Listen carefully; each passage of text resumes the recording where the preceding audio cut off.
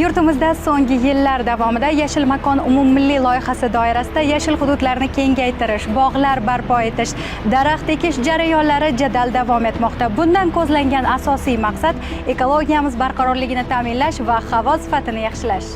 Ma'lumot o'rnida aytib o'tish joizki, bir to'p katta chinor daraxti bir yil davomida o'zidan 100-120 kilogramm kislorod ishlab chiqaradi. Bu esa 12-15 kishiga yetadigan bir yillik toza havo degani. Bundan tashqari daraxtlar ildizlar orqali tuproqni mahkam ushlab turadi. Bu orqali sel va yer ko'chkilarining oldi olinadi. Birorta daraxt kesilsa, bu faqat daraxtning yo'q bo'lishi emas, balki butun ekomuvozanatning buzilishi demakdir.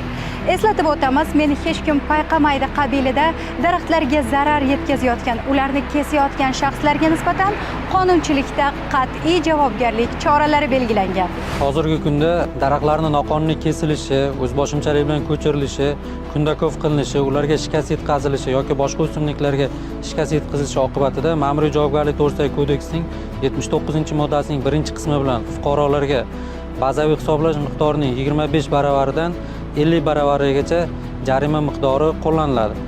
Shuningdek, mansabdor shaxslarga 50 baravaridan 75 baravarigacha jarima jazosi tayinlanadi.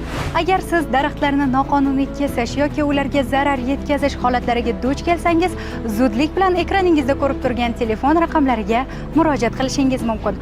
Unutmang, daraxtlarni asrash, ularni himoya qilish nafaqat barqaror ekologiya, balki o'zimiz uchun ham toza kelajak demakdir.